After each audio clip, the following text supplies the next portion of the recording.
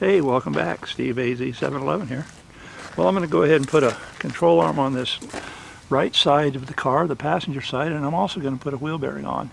I'll record the wheel bearing part, but the control arm you've seen in my other video. So that's what I'm going to do, and I'll see you in a bit after I pet this cat. I got an impact driver. I'm going to take this nut loose first. If you don't have an impact driver, leave the wheel on it while it's on the ground, knock out the center cap of the rim, and use a long handled breaker bar and maybe a piece of pipe for a cheater bar so you can loosen this nut up. The wheel being on the ground will keep things from turning. That nut is on at 155 foot-pounds. This is a 30mm socket.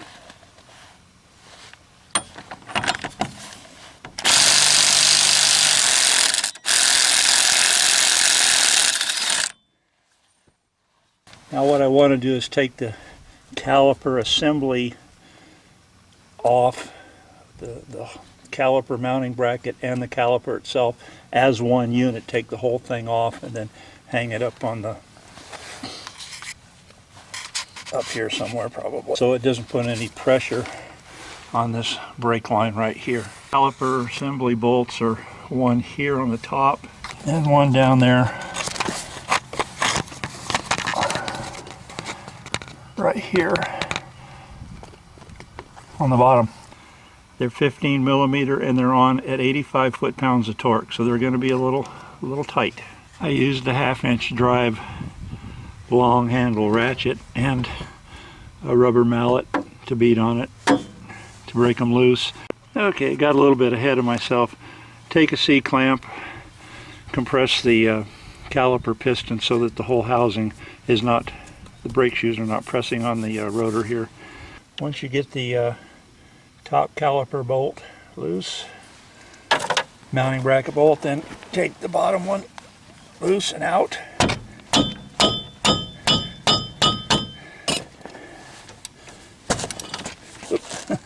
Switched over to a smaller 1/2-inch socket wrench. The only reason this one's difficult is because the weight of the caliper is on it. And there's the other one. Now this caliper is loose. Hold on to it because it wants to get away from you. I use an old piece of coat hanger wire to wire it up. You can now take the rotor off. Alright, now we're going to remove the wheel sensor connection. This part here just pulls down and then releases.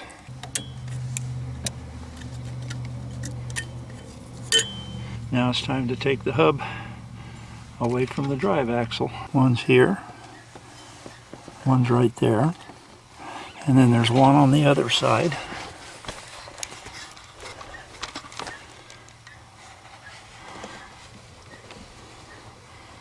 Right there.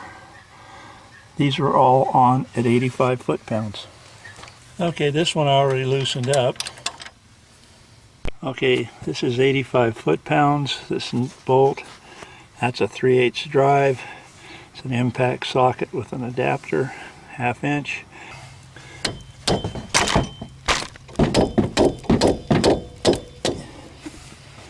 Whoops, the camera fell over, but it worked.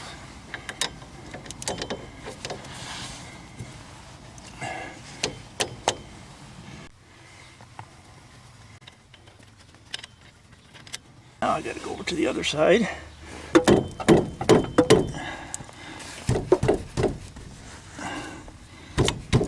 Okay, that one just loosened up pretty good. Taking it out. Okay. Alright, now what everybody's been waiting for is to pull this hub off. How am I going to do that? Let me show you. Okay, what I have here is a handy dandy wheel hub puller. And all you got to do is back off this long-winded bolt. You want to get yourself your lug nuts and tighten this down. You want to have these lug nuts all tightened a bit down about the same amount. Because you want to put equal pressure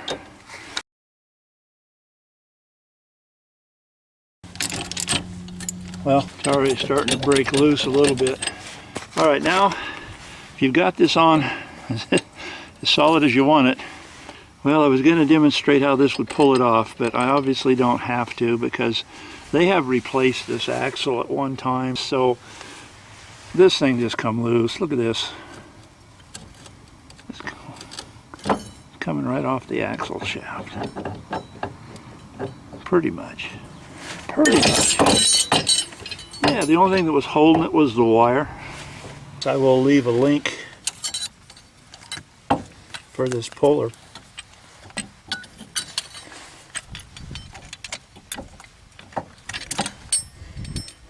If you have any rust or anything like that in here, clean it all out because that new wheel hub has to slide in here. I'm going to lubricate all this down with some liquid wrench. Before I attempt to put the new part on, I'm going to clean these splines a bit with some carburetor cleaner.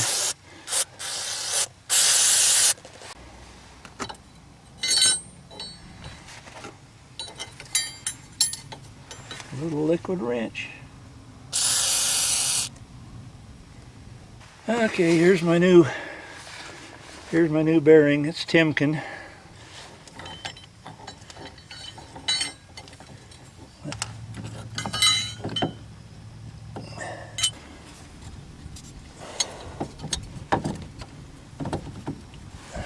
What I'm going to do now is install the bolts, all three of them in, just snug, and then I'm going to go back through and put them down to torque, which is 85 foot-pounds.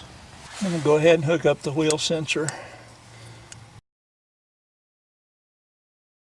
I'm using a few adapters to go from 3/8 to 1/2. Okay. I'm going to go to the other side. I'm just tightening them up a little bit, and then I'm going to come back and get them to torque.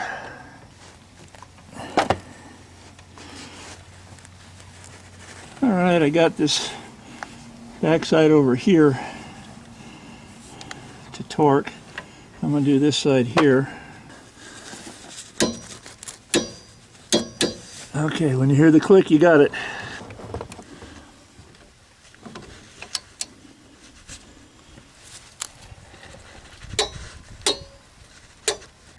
Okay, I believe you.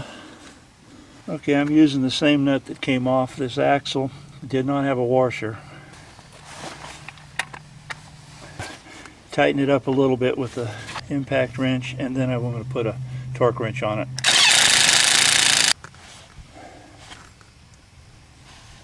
Alright, since everything is turning like that, what I'm going to do is go ahead and put everything back together, put the wheel on it, and then tighten it down while it's on the ground.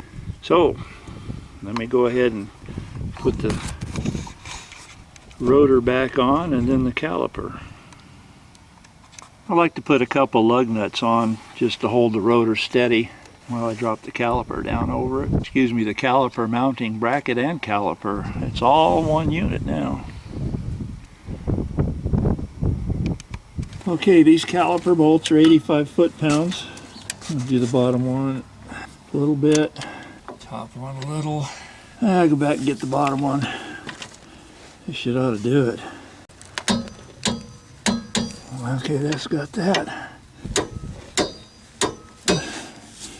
That's pretty much there as well. Now while I was doing this, putting this back on here, the brake shoe fell out, but as you can see, that's pretty thin. So I'm going to go ahead and change the pads in this. I'll be back when I get to the axle nut. If you put the tire tool underneath the wheel, a lot of times you can lift the wheel up and get it onto the studs much easier.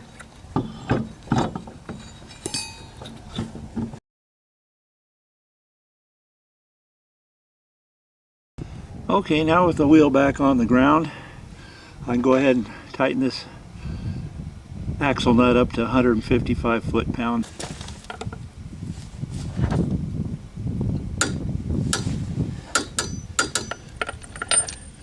And there it is. All I have to do now is to put the lug nuts down to torque and make sure my brakes are pumped up because I did replace the pads on this side as well. And I should be good to go.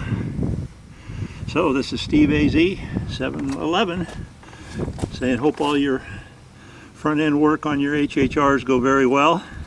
And until the next video, be sure to subscribe. Thank you if you've already subscribed. And thanks for watching. And yep, bye for now.